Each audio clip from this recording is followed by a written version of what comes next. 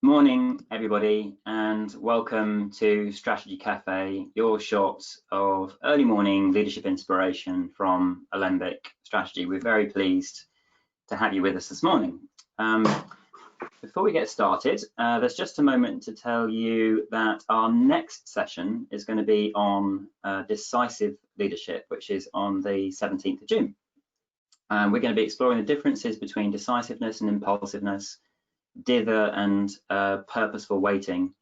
So tune in to find out more about that key leadership attribute on the 17th of June. Same time, look out for the registration. Those of you regulars know that we've been running a series of sessions about coping with COVID-19 crisis, which really does have all of the features of a crisis, doesn't it? And if you know Alembic, you'll know that our core philosophy is that we do leadership with our bodies. There's no such thing as a non-feeling person, and the mind and body are one thing, and they act in a feedback loop. So leadership is embodied, and it's fundamental to understand our emotional and physiological responses to crisis. And I think that's a key point for leaders in understanding and helping themselves and their people. So in this light, we kind of felt pretty strongly that it was important to talk about grief and loss. I don't really need to say why. I always think that loss sounds a bit P&L. And if you get my meaning, the profit and loss account, the loss, it sums it up intellectually. After all that effort, we came out with a lot less than we started with. But of course, this ignores the mystery of humanity, and it is the more mysterious human response to grief and loss that we're exploring today from a leadership perspective. And to help us do that, I'm joined by two absolutely wonderful people who are associate coaches, coaches and therapists in their own right. They work with us, helping out some of our clients, and we're just delighted to have them do that. So I'd like to introduce you to our co-speakers today, Katerina and Bert. Katerina, perhaps you could say hi to everybody and just take a moment to introduce yourself. Thanks, Nick, and it's great to be with you all this morning. Katerina Gould, and in my coaching work with Alembic and elsewhere, I focus on leaders in role transitions and whose businesses may be going through changes themselves. So time of turmoil and change, and sometimes there's losses associated with that. I work with individuals to really build their personal awareness and their effectiveness, with the overall aim being to improve leadership in organizations. And I'm also currently training to be a psychotherapist. Thank you, welcome. Bert, say hi to everyone and tell everyone a little bit about you. Good morning, everyone, and thanks for inviting me, Nick. I'm a therapist and a coach. Love doing both. As a therapist, the work that I do most is in trauma and anxiety.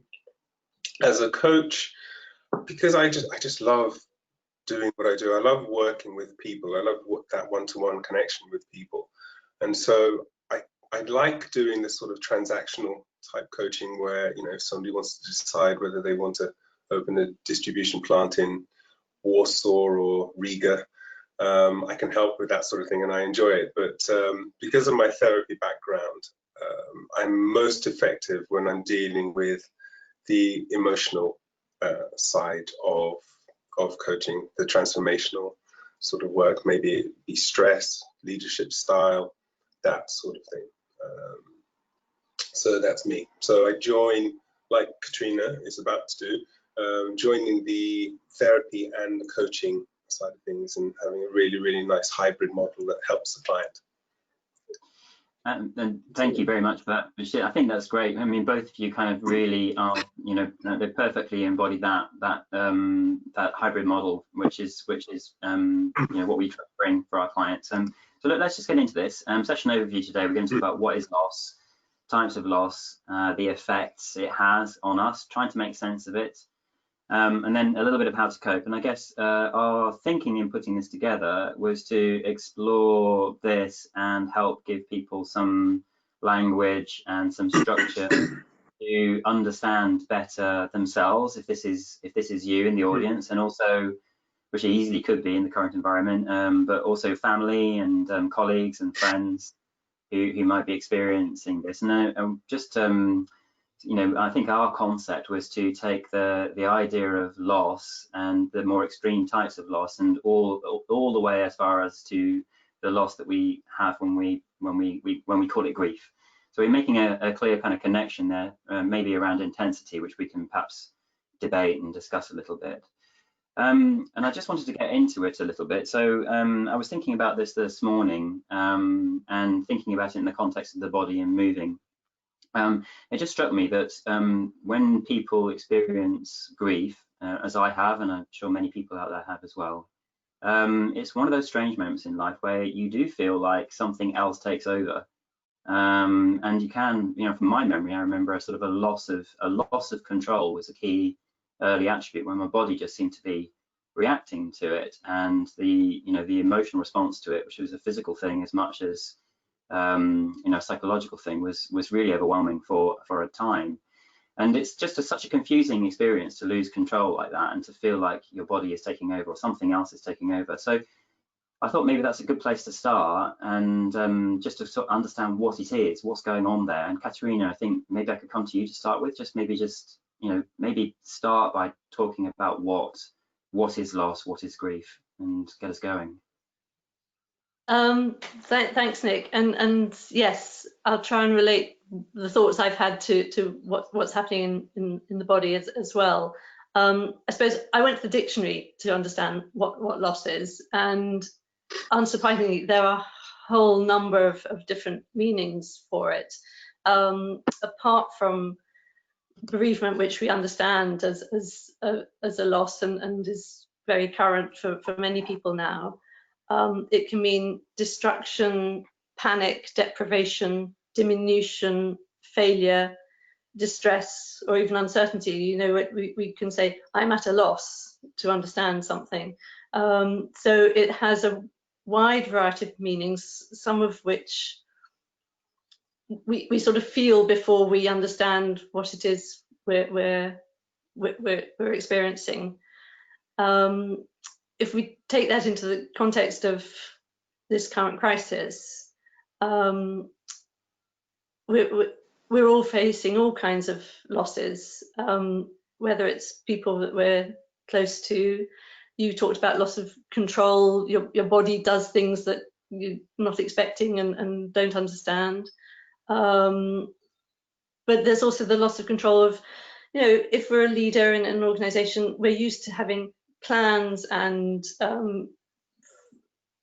forecasts and projects and so on that we've set up and spent a long time getting our organization to follow.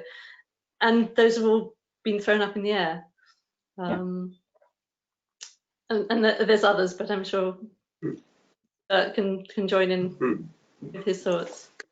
Yeah. Can I add my thoughts? Yeah, and you're right, Katrina. There are so many different ways of explaining loss, and I was thinking about how I would convey what I believe loss to be, and I thought, the best way to go back or to explain it is to go back right to the beginning of our lives. So when we're born, in the early months of our lives, we start to form attachments, and to begin with, we form attachments to our parents, our caregivers, to important toys, to companions, and so on. And I believe loss is really the separation from our attachments. So if you think of people, when we lose people, we become separated from them. When we lose jobs, we become separated from them. So if we think of loss being the result of separation from something that has become meaningful, because attachment is a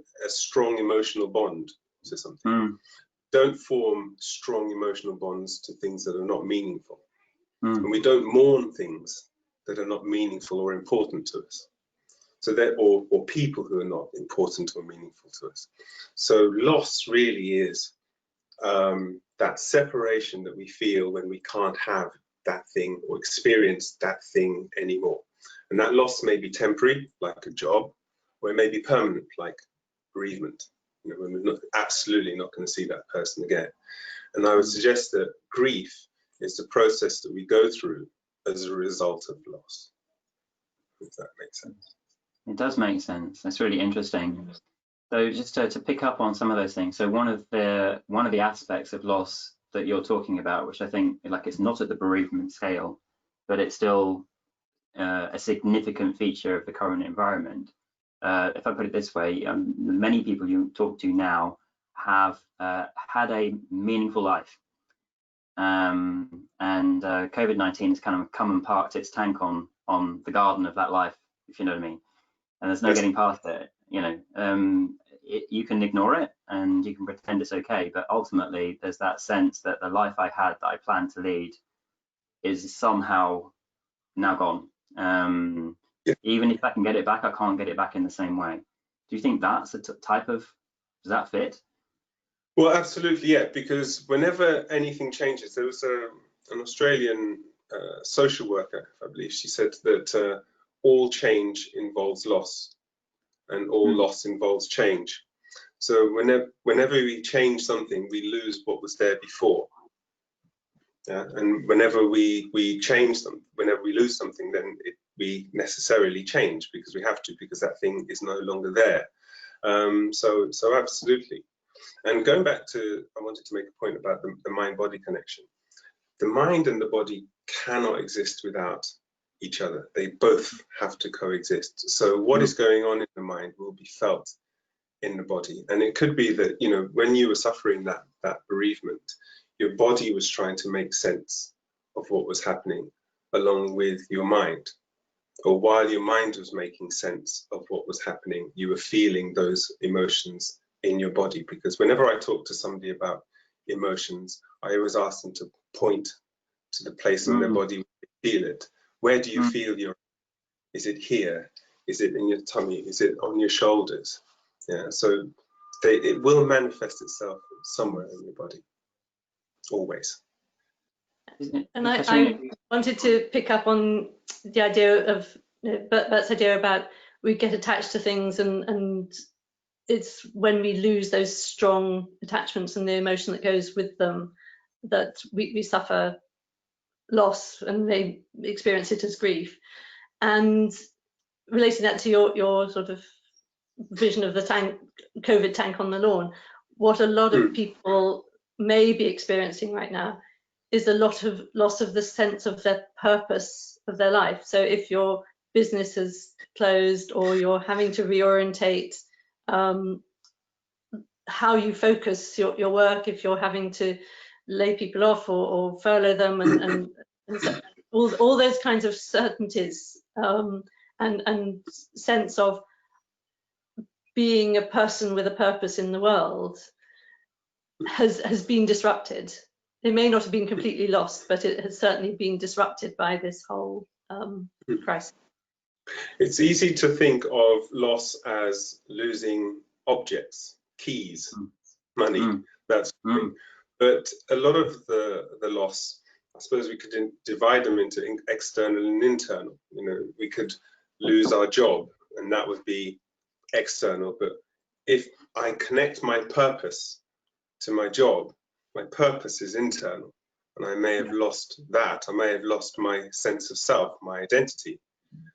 That's a loss as well, and I'm going to feel that every bit as much as losing money or my business, and I'm going to have to grieve that. I am particularly attached to my sense of self. Yes, I've formed an emotional connection to me, and if I lose that, then I'm going to have to mourn that. I'm going to grieve that, because I'm going to feel that sense of loss.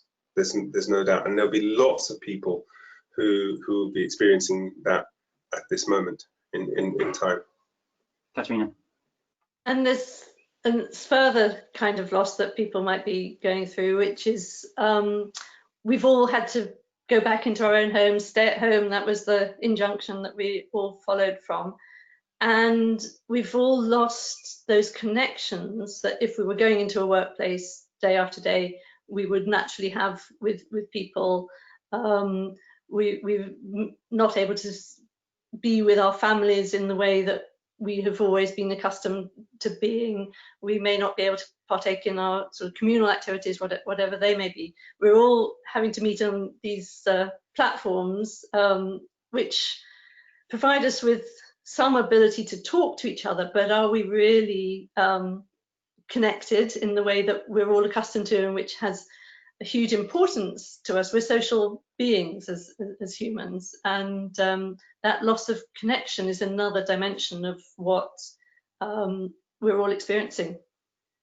I think that's really, really true, really powerful, and it's beyond the screen, isn't it? Because we now go back into a world where social distancing applies, so we have to sort of wear gloves, and we have to stay 2 meters apart, and you know, even among friends from different groups, there's no touch.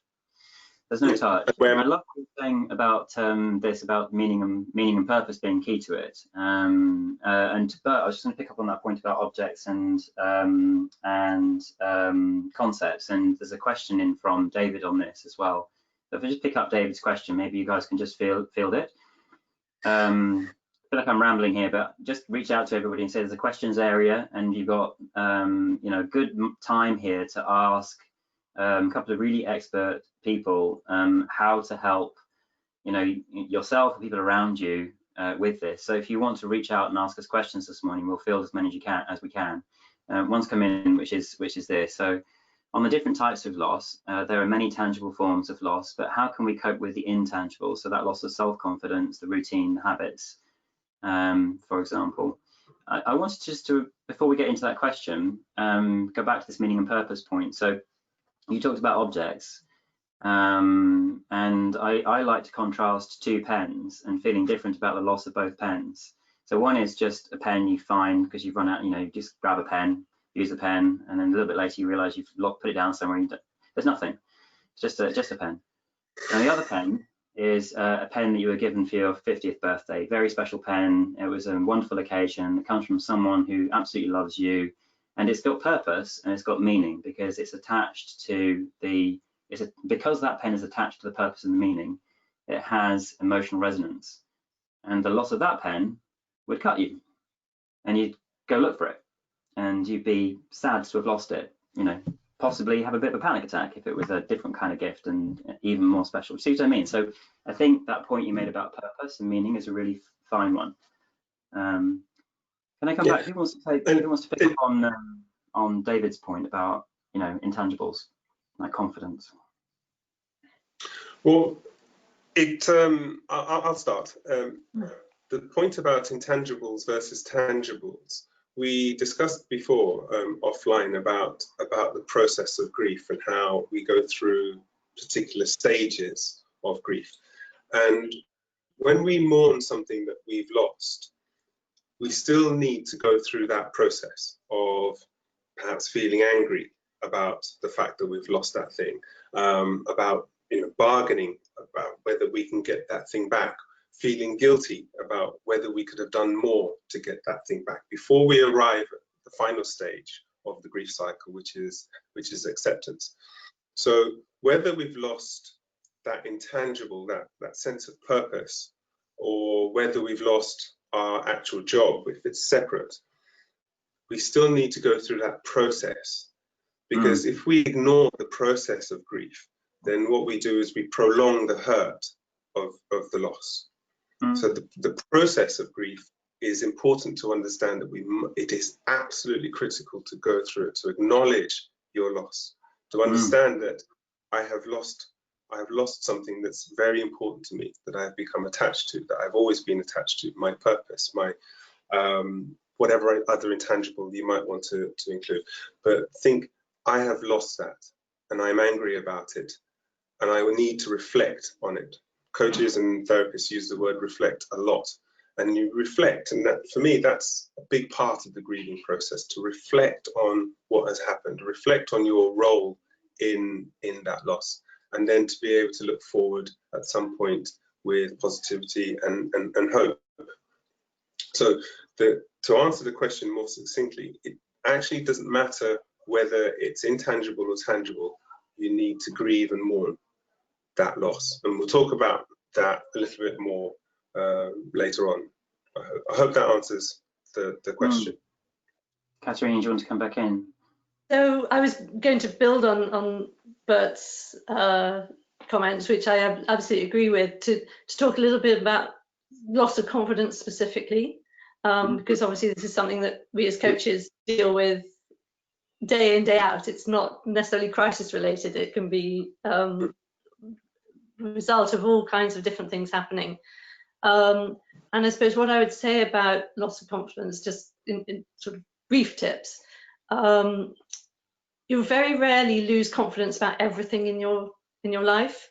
So it's quite important to be specific about what is it that you have lost confidence in, because then you can separate that from the things you still feel confident about and still feel good about and still feel in control of, and so on. And that helps to contain it somewhat. And then the other piece is that once you've done the mourning and the grieving, and maybe you can do this in parallel, is rebuilding confidence isn't something you can think yourself into. It's something that you have to take actions to develop. And it's coming up with when you're ready, it's coming up with some kind of a plan of what are the things that will help me to rebuild that confidence that has gone. I love that. I think it's a great point. A little bit later in the discussion, maybe we could just get back to ceremony, because I just want to ask the question about what's its purpose, and I think it links to that. I think you said you can't think your way through this, you have to find things to do. So maybe there's a link there. Do you want me to put up the model? Shall I put up the model for everyone? I'm just going to put the slides back up for a second. Hopefully everyone can see this. So I think we've got up the Kubler-Ross model. Can everyone see that? Do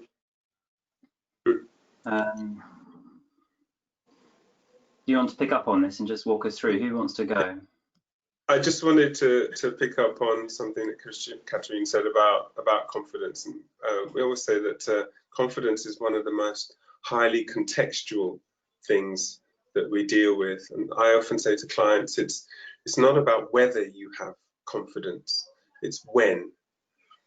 I always say that people have come to me in the past in therapy saying, I have no confidence, can you help me? My stock response is always, if you had no confidence, you'd either be at home under your bed or in a psychiatric hospital. It's about when you have confidence. We all have it. It's about the context that you have it and the context that you don't, and when it deserts you. And it's about understanding that. Yeah, it's a great point. It's about encounters, isn't it? And Katerina. Thanks, Nick. So Bert started talking about the grief cycle, and this was first identified by Elizabeth Kubler-Ross back in the 1960s. She was a psychiatrist, and she researched the grief of dying patients, which was an area that had not been covered before. And although this cycle was originally applied to bereavement and death, it's been shown to be relevant in all kinds of losses. And so we're putting it up here to try and sort of help people to realize that the different emotions that they're experiencing are recognized and normal, if you like, that you're not odd and strange because you don't know what you're feeling. And what Kubler-Ross identified were these 5 stages, and because they're written in from left to right and they're on a sort of line, you might think that they happen in sequence, but that would be a misunderstanding, because these you can go backwards and forwards between stages, and they can pop up with no warning sometimes. But just to summarize quickly, denial is, you just don't believe it. It's not happening, or you can't accept at all that this change is taking place. The stage of anger, people experience anger very differently. It can be absolute rage, and it could be something like anxiety. just not feeling quite right in yourself. The depression stage is actually a very deep sadness, including regret, fear, and it's a sign that maybe things are starting to shift for you, that you can see a way forward. The bargaining is looking for trade-offs, looking for alternatives, other ways of being and doing. And then when you get to acceptance, it's coming back to this idea of meaning again that we spoke of before, of purpose. There's an emergence of a new sense of purpose or meaning, which may be similar to the one you had before. It may be radically different, but you get back that sense of control and power to move forwards. Yeah, I love the energy inherent in this as well. As you go around this cycle, there are different types of energy being experienced, which really resonates with me in that stage of helplessness, which is the final letting go. There must be something in that helplessness, which you could carry on going down at that point, but if you manage at that point to give up enough to let go of your fight, you then find a way back. Yeah, that's kind of how I relate to this. I've got a couple of questions coming in, which I think take us on to effects and maybe into coping. So maybe we could pick up those two subjects. Oh, Bert, sorry. Yeah, I just wanted to just pick up on a couple of things from the cycle. I guess I read that that subsequent research of this cycle has found that denial has actually been given more weight to the cycle than was first thought, and it's thought that denial allows us to filter the initial shock. So if we deny it, then we're not overwhelmed by it. It just sort of comes in little bit by little bit, which enables us to cope. So it's actually a very, very important, although it's has negative connotations, it actually has a very, very important function in allowing us to process that initial shock. Guilt is often a part of loss. What could I have done better? What should I have done?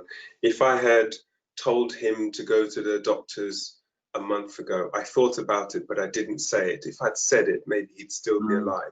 That sort of thing. That normally happens in the bargaining stage of the cycle. And it's important that people acknowledge these. I always say to my clients that all emotions are good. Some of them are misplaced, but they're all good. It depends on the intensity to which we experience. But it's important to acknowledge them, really, really acknowledge them. And that guilt part it's really important to understand what part you played in that. And the acceptance thing, that part I think really needs explaining. And people may read this and think that at the end you'll think, oh yeah, everything is great. But it's not really that. Acceptance doesn't mean, oh, it's brilliant, I lost my job. It's kind of ... and I'll be okay. Fill in the gap. Yeah. I lost my job, but I'll be all right. Yeah. I understand that it's in the past. That's that's the level of acceptance you want to get to, that it no longer hurts me and I can move on. And I can see a way that I can move on. That basically the pack is off my back now and I can move forward. It doesn't mean that the thing that happened to you is suddenly great. It doesn't mean that at all. It just means that actually, do you know what? I'm going to be okay. And that's the bit that we want to get to. And I think that's important to explain. I'm just going to flag up, we've got some questions I want to throw in for you two to answer, but Katrina will come to you. And then maybe I'm going to drop the model off the screen in a moment so people can see us. But Katrina? Yeah. Oh, sorry. I just wanted to add to that the idea of it being okay. Oh, and it's gone. I'm sorry. I'll come back to it. I'll probably come back. I'll give you the questions. Yeah. Look, I'm just going to drop the screen down. I think I'm doing the right thing. So we've got, So some questions from Joanna Lemprel. What if you're dealing with losses, external, internal, simultaneously, and they were at different stages on that curve. That's a really interesting question. From I think it's Siva. How to come out of loss? Please tell me some of the ways to come out. So I guess we get into coping, and the process. And then question, Kubler-Ross is a nice guide for the process, but imagine you have people have varying experiences of the different parts. Some might have very deep depression, but low anger. Is that right? So there's three very different questions. So how do we deal with it? How do we come out? What if you've got multiple losses, external and internal, at different points? I guess that kind of, for me, immediately goes to that pot getting too full and at some point tipping over. That tipping point into being overwhelmed, whereas below the surface you can just about cope. Who wants to come in? And Bert. So actually, Katrina alluded to it earlier on, but the Kubler-Ross model has taken a huge amount of criticism, because when it was first proposed, everybody thought that this is what you do when you're grieving. This is what, in fact, everybody does when they're grieving. They have this stage, then this stage, then this stage, then this stage, and then they're fine. And it's not the case. I don't think she ever meant that. The model is completely and utterly non-linear. You don't have to experience every single stage at all. Some people spend longer in certain stages. Some people go deeper in certain stages, like depression, for example. Some people their anger may manifest itself by throwing furniture, by raging against the world, and other people may turn in and turn their anger inwards. So it's about the model is a guide, if you like, and people will experience it in a completely and utterly idiosyncratic way. That's one of the things that I've always tried to communicate with people when I've worked with grief, is that it's completely personal, but the guide is useful, and ultimately it's about understanding your emotions, understanding that what you're feeling is part of the process that you need to go through, and that ultimately what you want to do is get to acceptance.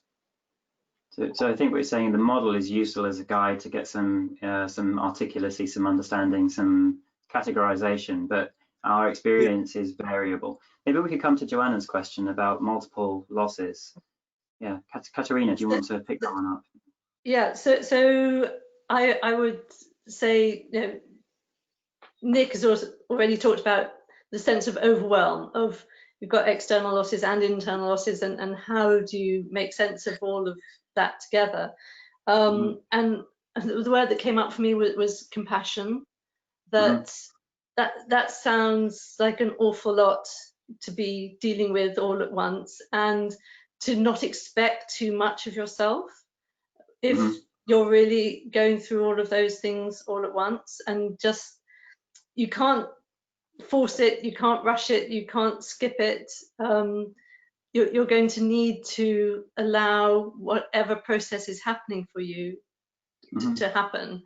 Some people try and get away from these difficult and uncomfortable feelings by becoming immersed in their work or whatever, but if your work's been taken away from you, it's going to really magnify the feelings that you have. So really be gentle and understanding of yourself. And I've remembered the thing that I was going to say in relation to this whole cycle and getting to acceptance, which is there's energy in it and there's growth in it. That by experiencing these different emotional stages and processing them, when you get to that I'm okay, or it will be okay, you've actually grown and you've learned a huge amount.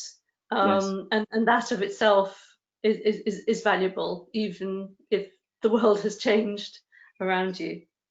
Yeah, that really resonates to me.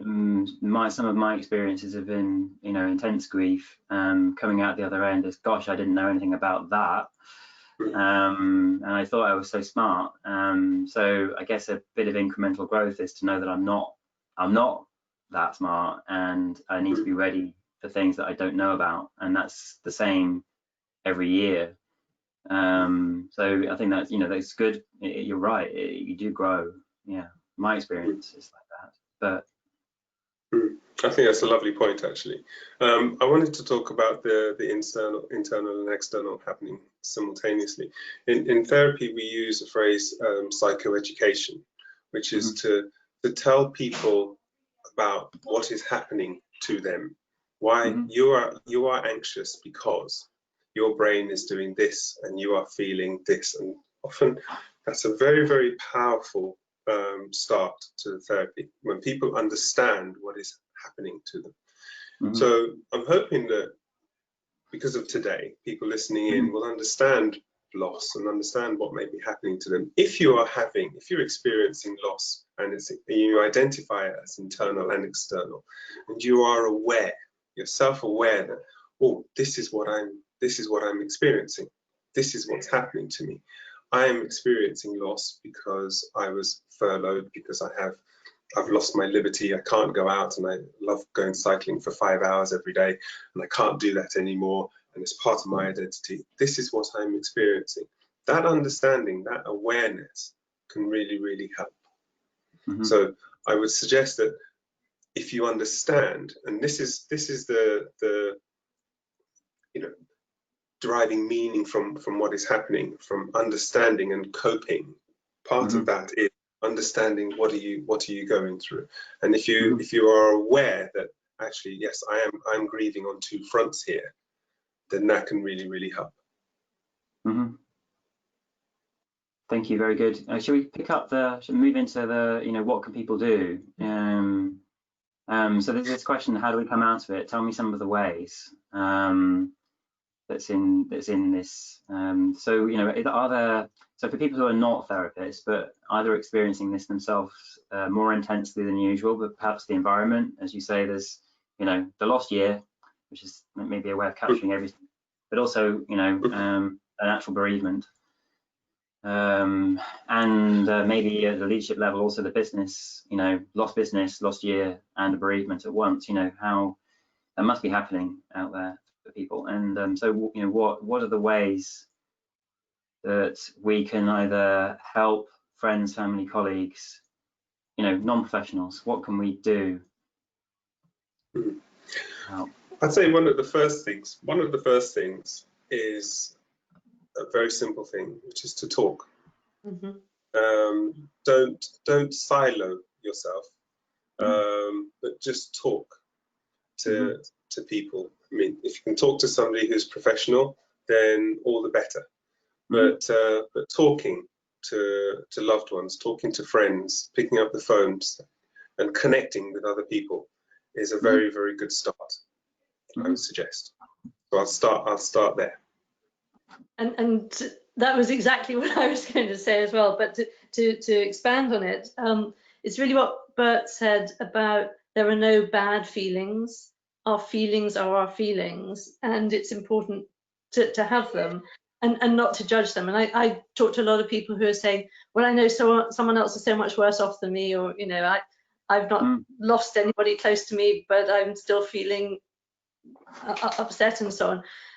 And it's judging how you're feeling is totally unhelpful, and to just acknowledge, I'm feeling really horrid right now, and if you haven't got someone you could talk to, and there are probably, apart from professionals, there are helplines, and your GP even is someone to talk to.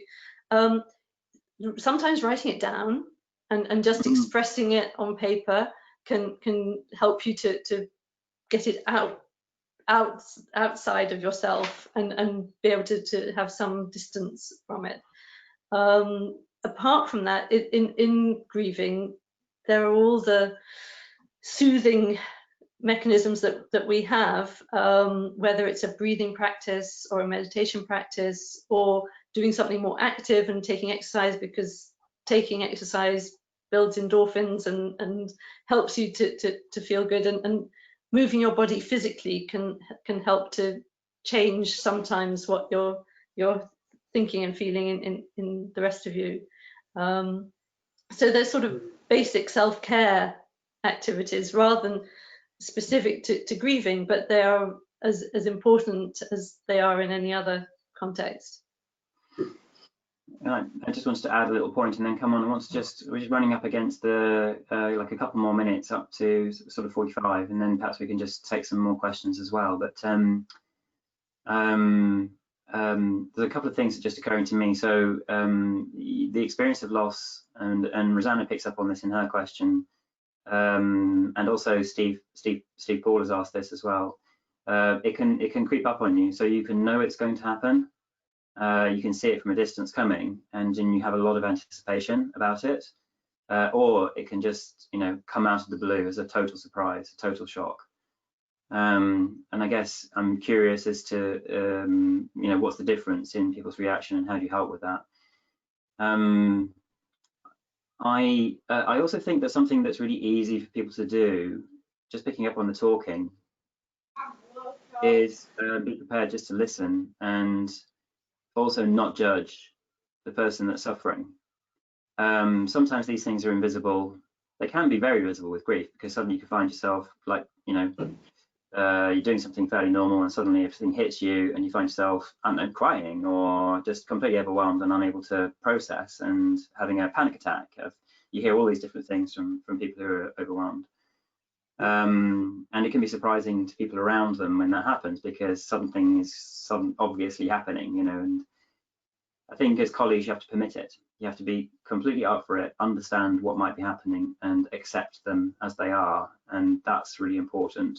If you then get into a conversation, just accepting it and listening, and, you know, and just you know, making it okay, is a really important kind of attitude or intention.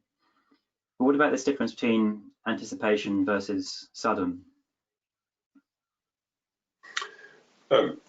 There's a very old phrase from boxing, and that it's the punches that you don't see that knock you out.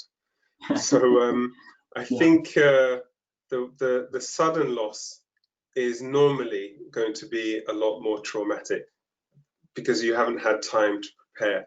Cognitively, it's going to be a lot more dramatic because you just didn't know it was coming. But the effects of loss are going to be dependent on a great many things, like your preparedness for it, like your belief system. What do you believe about this particular thing, or believe about your place within this particular loss? So there's going to be lots of things that are going to affect how you respond to this particular loss. But preparedness is one big one. Whether it comes suddenly or whether you're prepared or not, the cycle is still going to be the same. The grieving process, I think I alluded to this earlier, is still going to be the same. The intensity may be different, but you're still going to have to grieve it. But the sudden or preparedness is going to affect the initial shock. The rest of it will perhaps just follow as it would have done anyway. I hope that answers the question. And I wanted to follow up because I mentioned talking earlier. I wanted to then follow up in terms of what you can do to get over it. I often encourage people to focus on the things that they can do. Try not to focus on things that you can't do or control. Be aware that you always have choices. I would say even an unpalatable choice is still a choice, and having a choice is empowering. I often say that the word empowering over the last sort of 20 odd years has become a bit Oprah Winfrey, but it's still actually one of my very favorite words, to feel empowered. So if you have a choice, I can apply for that job or I can not, or I can apply for this job or this job. I can accept that promotion or not. To just understand that you have choices and then exercise them. That can help you to overcome the loss. And it's not, and I think I should add, it's not about accelerating the process of grieving, because that's not really a good idea. It's just about understanding that whilst I'm grieving, I still have choices, and I can focus, and I can do and I can do this, so I will. I hope that makes sense. Makes loads of sense. That's powerful. Before we wrap up, I really want to come back to ritual, and to really just go back to the idea of the mysterious reaction that we had. We talked about some of the confusing things, like it's actually about purpose and meaning, which is okay. It is, but what is that? And we talked about, you know, the body being in control, and you know, overwhelming feelings. One of the things that I sense about this is that the early phase of the Kubler-Ross model, there's that rejection, that denial. The body does the same thing. You know, when you have an injury, the first thing the body does is it cramps up, and it cramps up to protect the underlying injury, which is the similar situation that's going on in the mind. It sort of cramps up and rejects it. And again, it's a safety mechanism, like I say, distance from the injury. And the cramp itself hurts, but it's better than the injury. So that's kind of part of what's going on. But there needs to be a processing of that. And so in these big shock events, these big emotional overwhelming events, I think that's also a feature that we almost sort of, as a whole mind body, cramp up against it. And what's needed is some processing of that. So what we're doing, I think, is we're not letting it out. It's not about letting it out. It's about not letting the feelings exist. It's not protecting ourselves from experiencing the feelings that are going to come. And actually what we're talking about is a letting in of it, and an allowing of the experience. So that letting go is letting go of a protective barrier that allows you to then experience the deeper feelings, and you have to do that. That's what the body is trying to do. It's trying to let them happen in the same way that an injury needs to heal. Ultimately, you have to let it heal, and you have to go there. Do you know what I mean? I think ritual has a part to play even in business. I just wanted your views on that, and how does ritual feed into this? Yeah, where I've gone with this is back to the original sense of loss, which is bereavement, and how many rituals there are that are associated with a departed loved one, and different belief systems, different religions have their own rituals, but they're all part of helping people to come to terms with and adjust to that loss. And I think in business we can adapt some of the similar things. It comes back to acknowledging that things have changed and introducing some kind of process by which everybody can express their reaction to that and share it, and find a way together to move on from it. Whether you do that, you know, sitting around in a circle, whether it's a farewell party to a long loved colleague, business has plenty of these kinds of opportunities for acknowledging and processing and moving forward. And maybe some of that has got lost in this sort of sudden rush to retreat into our homes and so on, and people are missing some of what might have been helpful through this period of adjustment. Yeah, I think that's a lovely point, and because it gives people an opportunity to acknowledge their loss to each other. Yeah. And to, as a group, to permit it. And also it gives you a chance, doesn't it, to cherish what was, which is part of accepting that things are moving. Yeah. And I really love that idea that then you get back to movement in the end. Ultimately, when you get through all of this, you get back to movement. So it does root us back in the body. So, you know, other things that we can do, just remember those sort of very simple things that can be helpful physiologically. So, you know, exercise and stretching and meditation, each of these things, if you're getting towards that total overwhelm tipping point, can help just bring it down enough, can help you give it a little bit of distance. And so those things can just naturally help, just using the body, as well as using ritual in the social environment and the social cues. Maybe one last comment from both of you, and I'm going to wrap up the session today. We're just running up to 9:50, so we need to bring it to a close. So do you both have a final remark for us?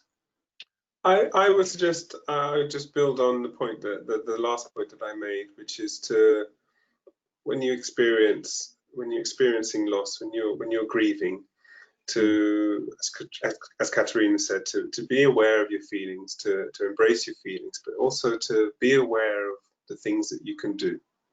Be aware of those things that you have control over, and do those things as much as possible, because they remind you that actually you do still have some agency. You still have some control over some things, and that can be very, very empowering. Mm-hmm. Yeah, and my final point is similar to that, which is it's very easy right now, particularly when so much is still unknown. You know, even our schools opening, or when a restaurants and cafes going to open, when is business going to return, and there's so much we just don't know, and it's very easy to fill that vacuum with all kinds of worries and anxieties about how am I going to manage this, and where am I going to do that, and how am I going to hire people, or will I still want to hire people? And to get away from your mind running away in that way, it's really helpful to try and ground yourself in the present. And people might want to do that physically by putting both feet on the floor and doing the real breathing exercises, or it's more about just checking in with yourself and saying, right now, today, am I managing? Am I coping? Am I in control? And grounding things in the present can help to alleviate some of the stress and pressure that builds from trying to face the unknown. That's wonderful. Thank you both. Thank you. I really enjoyed that. I really enjoyed your comments and talking to you both about grief and loss this morning. And just on behalf of everyone, I'd like to thank you very much for your time and your good intentions in bringing this for us. So thank you very much, both of you. I'm guessing you don't mind hanging around. There is one more question. We're just going to wrap up the seminar so people can get off if they want to. But I think we've got one more question which we might just touch on before we close. I'll probably stop the recording. So just putting the slides back up. So thank you everyone for coming. So the next one, as I mentioned at the start, is going to be decisive leadership on the 18th of June. So maybe giving you the wrong date at the start, 18th of June, making the right decision quickly. And how do you do that? And how do you recognize the difference between good decisions and impulsive or fear-orientated ones? So hopefully a super session on decisive leadership next time. So just wrapping up this one, thank everyone for coming. I look forward to seeing you all next time on Strategy Café. So thank you. You guys still here? Yep. And say goodbye to everybody who has to drop out, and thank you very much for attending today. Hopefully we'll see you next time. Bye-bye. Hope it was useful. We have one more question, so I'm just going to keep the cameras going. I've got some thanks coming in from people, so thanks from Bruce. It's lovely to see you online, Bruce, and Steve, thank you for coming. Question from David is about what if you don't recognize grief, that you don't know it? That's a good one. What if you don't know that you're grieving? You still there, Nick? Yeah. Oh, yeah. Well, I'd like that question expanded upon somewhere, because I would imagine that you would know that you have lost, that whether you are experiencing an internal loss that you can put your finger on. If you can't put your finger on the fact that I've lost my sense of self, not everybody could recognize that without some help from a professional, but you would still be aware that you have lost something, I would imagine. So I'd like a bit more from that question, if he's still around, to explain it more fully. I don't know if Katerina can. Yeah, you might be able to explain. I mean, it may be that some from my own experience, I could throw in when I experienced grief. When I experienced bereavement, a few months later, I didn't know that what was happening to me was a grieving process. Retrospectively, a year later, I could look back and say, oh, I was grieving then. That's what was going on. But at the time, I just thought, well, it's all done, you know. And then I was thinking, well, what's wrong with me, you know? So maybe yeah. That's where I went, Nick. I remember the first time I was made redundant from a job. I was angry and upset and couldn't believe it and so on. And then for a few months, I didn't have the oomph to get up and go and find myself a new job. And it took working actually with a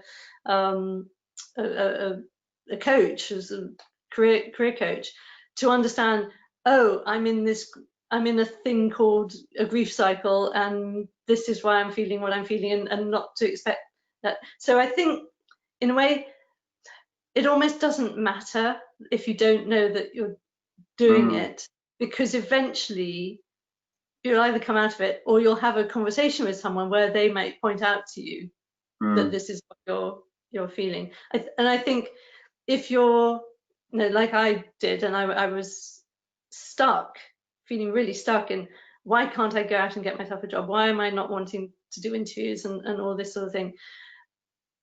I knew I needed help of some sort. I didn't know what kind of help. So the career coach I went to was the one who was able to say, let me tell you, this is what you're experiencing. And that just lifted so much, to understand that this is usual, this is normal. Right. I'm not odd because I'm feeling that, but that enabled me to get beyond my stuckness. So I guess even if you're not in grief or bereavement, you're feeling something that doesn't feel right, and either you'll work it out yourself or you'll get someone to help you. And I think that question pretty much underpins what we've been talking about for the past hour, really. That it is a cycle, it is a process that one needs to go through, and by identifying it, by understanding it, then it can help. Sure. Yes, I think that's really important. I mean, what you say, Katerina, completely reflects my own experience. I didn't know at the time, but I guess what we might say is that if these problems we're having in our lives are big enough to become an issue, at some point you're either going to deal with it, or someone will have recognized it. And so for me, I think I did have that recognition maybe 9 months on. Actually what really helped me in the end was, having recognized it, I realized that the sort of normal routine ceremony, the ritual of the funeral, which had happened, back at the time, hadn't really done anything for me to process, my feelings. And so what I needed to do was another ritual. And then for me, the peculiar thing that happened, I had these like creative concepts about what I might do. And on the day I planned to do it, like various of the symbols that I'd chosen, I think things that I was going to use in the ceremony, were everywhere. We went out in the morning down to some garden centre to go and do shopping, and literally you could not go down a road without these symbols being on every fence. And I was like, whoa, this is so weird. And then we got back home and we did it, and it was wonderful. And I did feel a lot better. I had to design my own ritual. I mean, that worked for me. I'm not sure it worked for anybody else. They probably all thought it was a bit weird, but for me it was great. And it did the job. Such an interesting thing, isn't it? I always say that with bereavement, the proper reflection starts after the funeral. I always think, between being actually bereaved and the funeral, it's just really all hands to the pump, and taking care of practicalities, and it's afterwards. That's what I've experienced. I've lost both parents, and on both occasions it was pretty much the same. It was just, all hands to the pump. And then after the funeral, that's when you're able to be with your thoughts and actually start the process of reflection. I didn't expect any kind of relief after the funeral, or from the funeral rather. Yeah. And in the similarly, Bert, I've lost both my parents, and in the Jewish religion, you have the funeral pretty much as soon as you can, if possible, within 24 hours. And then there's a week where in the Orthodox process, the people who are grieving do nothing. They just sit and are fed, they are visited, they are kept sort of cocooned in a way to allow some of that reflection and processing to start happening. And it's a kind of way of cushioning the overwhelm and all the things we've talked about before you then start to make steps out into the world again. So yeah, the funeral is the start, really. Part of the ritual process, if you like. Funeral is the start of the ritual process, and there's an underlying physiological, psychological process that's kicked off, which then will follow its own course. Yeah. Super, really interesting. Yeah, what a lovely. It's been great fun, Nick. Really has been stimulating. Yeah, I've really enjoyed it. So thank you both very much. Yeah. You're most welcome. No, it was good fun. I did enjoy it. I did enjoy it very much. We still have, we're going to talk. Yeah, we need to catch up, don't we? I'm just going to say goodbye to the last few people. So there's a few people still listening right up to the end. So thank you very much for staying to the end, and I hope you found that really useful. And have a lovely day, everybody. And check in if you want to ask any specific questions privately. You're welcome to email Bert or Katerina or any of us.